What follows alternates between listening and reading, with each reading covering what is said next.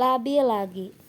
Dari hari ke hari istriku terus menunjukkan kelabilan sikap, dan setiap kutanyakan mengapa ia labil seperti itu, istriku selalu menjawab sembari mengelus perut buncitnya sendiri. Ini bawaan janin yang kukandung nih.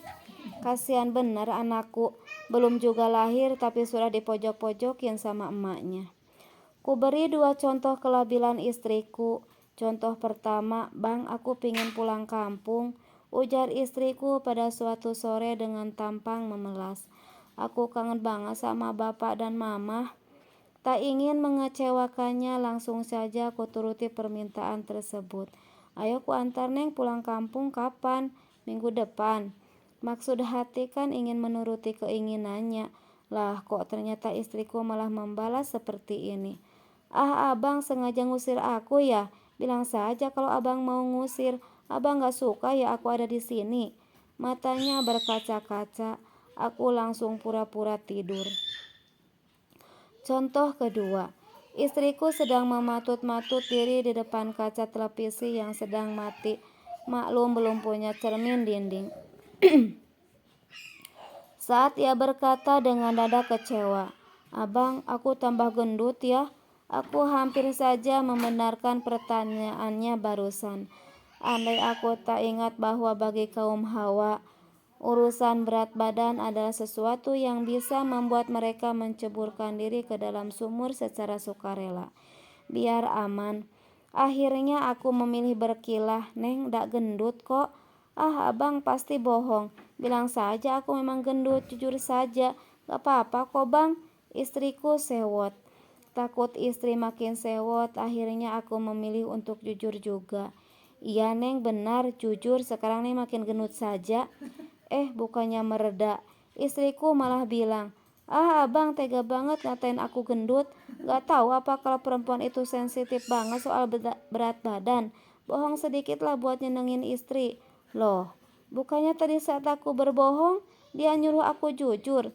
Giliran sudah jujur, disuruh bohong lagi. Ah, sudahlah, sebaiknya aku nyebur sumur dulu.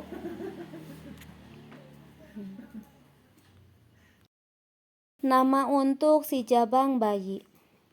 Selain labil, sekarang emosi istriku pun sering meluap-luap.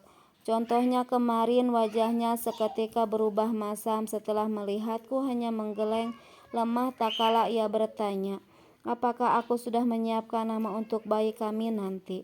"Abang, ini gimana sih? Minimal abang pikirkan nama buat anak kita," tegasnya. "Kan nama itu bisa dipikirkan ketika udah lahiran, Neng," ucapku polos. "Toh kita juga belum tahu apa jenis kelaminnya." "Ah, abang ini gak seru." Takut tiba-tiba nanti istriku menyelupkan kepalanya di bak mandi. Karena saking marahnya aku langsung mengambil sikap. "Baiklah, kita pikirkan namanya sekarang." Istriku mengangguk dan tersenyum, seolah baru saja kubelikan gorengan kesukaannya. Lantas ia memberi usulan nama padaku. "Bagaimana kalau kita mengambil nama artis yang saat ini sedang naik daun buat nama anak kita? Contohnya, ya kalau anak kita laki-laki aku mau ngasih dia nama Al-Ghazali." Serunya riang. "Nanti dipanggilnya Al. Siapa tahu gantengnya nanti sama kayak Al." Aku menggeleng. "Ah, gak kreatif. Kalau Aliando?" Usulnya lagi. "Kan bisa dipanggil Al juga. Aliando juga ganteng loh bang." Aku kembali menolak idenya tersebut. Semakin kelihatan gak kreatifnya Neng. "Terus apa dong bang?" Istriku terlihat mulai frustasi. "Aku pingin nama anak kita berawalan Al." "Abang cari ide dong, jangan malas-malas mikir. Ini kan buat anak kita juga." "Oh, memang Neng pingin nama anak kita harus berawalan Al?" Yang kutanyai mengangguk mantap.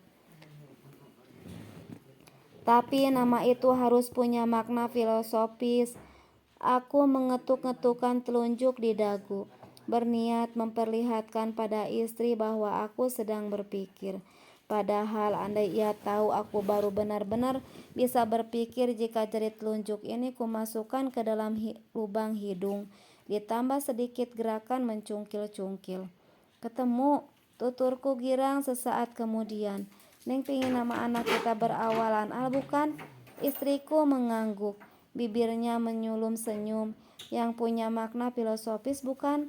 Anggukannya semakin cepat lagi mantap. Baiklah, aku menarik napas dalam-dalam, bersiap untuk menuangkan ide brilian ini padanya. Bagaimana kalau anak kita dinamai Alpukat? Panggilannya Al, sesuai keinginanmu. Makna filosofinya adalah semoga anak kita nanti bergizi baik, tidak seperti bapaknya yang kurus kering sebab kurang gizi ini. Bukannya menerima usulan itu, istri malah menyuruhku untuk segera keluar dari kamar kos sebelum ia nekat meneriakiku perampok. Beberapa jam kemudian dengan ragu aku kembali masuk ke kamar kos. Abang, masuk sayang. Istri menyambutku dengan wajah ceria dan hangat, seolah suaminya ini baru datang dari tahlilan dan membawa banyak bungkusan makanan untuknya. Padahal tadi aku pergi kan gara-gara dia usir. Benar, perempuan hamil memang suka labil. Aku duduk dengan gamang, masih belum percaya bahwa secepat itu istriku berubah sikap. Bang, ujar istri dengan wajah berbinar-binar.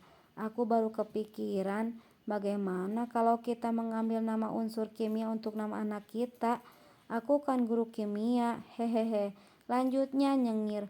Duh, bahas nama anak lagi. Aku menggaruk tengkuk sembari berdoa semoga urusan pengambilan nama ini berujung husnul khotimah.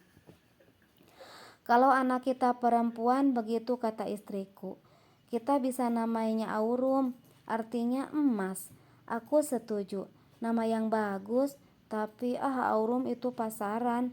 Banyak temanku yang menamai anaknya Aurum. Ujarnya lagi pada diri sendiri. Tuh kan, istriku mulai labil lagi.